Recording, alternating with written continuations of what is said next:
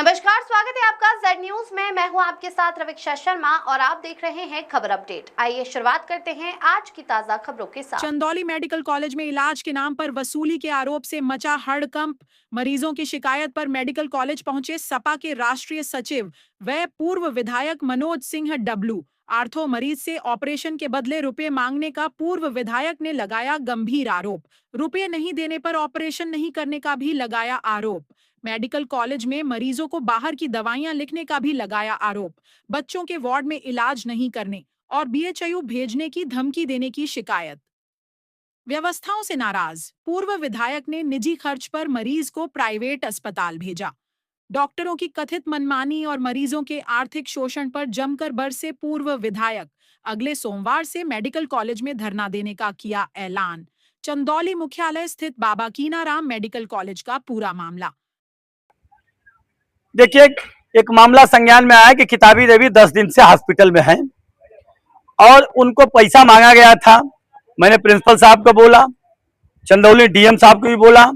Principal साहब के बोलने के बाद कुछ पैसे कम हो गए, 30,000 से 13,000 हो गए और डीएम साहब के बोलने के बाद 13,000 से 10,000 पे आया और कहने का काम कर रहे हैं कि अब डीएमए साहब आके इसका ऑपरेशन करेंगे। दुख इस बात की है कि जब डीएम का बात नहीं सुन रहा है तो मेरी कहां से सुनवाई होगी। इसलिए जब मैं नीचे उतरा, उनको मैंने कहा कि चलो प्राइवेट अस्पताल में मैं ही इलाज करवा दूंगा इनका, क्योंकि मर जाएंगे यहाँ पर। तो मैं प्राइवेट लेके जा रहा हूं। मैंने सीएमओ साहब से बात किया तो सीएमओ साहब कहने लगे कि क्या करें विधायक जी, ये ऑटोनोमस मेडिकल कॉलेज है, राजकीय होता तो ये परेशानी नहीं होती। मुझे इस बात का कष्ट है, किसी बात को मैं लड़ रहा था तो लोगों को समझ में नहीं आ रहा था। राजकीय मेडिकल कॉलेज चंदौली में लेके आया था, न कि ऑटोनोमस मेडिकल कॉलेज। वो सवाल तो अलग है, लेकिन अभी भाई साहब मिल गए, ये पूरी दवाई बाहर से खरीद के लाए हैं। और एक भाई साहब और मिल गए, कहाँ गए भाई साहब? उनका देखिए, वो भी पर्ची लिया है, बाहर से जा रहे हैं, दवा खरीद के ला रहे हैं। मैं पूछना चाहता हूं ये क्या हो रहा है चंदौली में। इसलिए मैं आज इनको तो प्राइवेट में ले जाकर इलाज करा रहा हूं, लेकिन सोमवार के दिन यहाँ टेंट लगाकर धरने पर बैठने का काम करूंगा और उन डॉक्टरों को तब तक कार्रवाई नहीं होगी तब तक ये धरना चलने का काम होगा।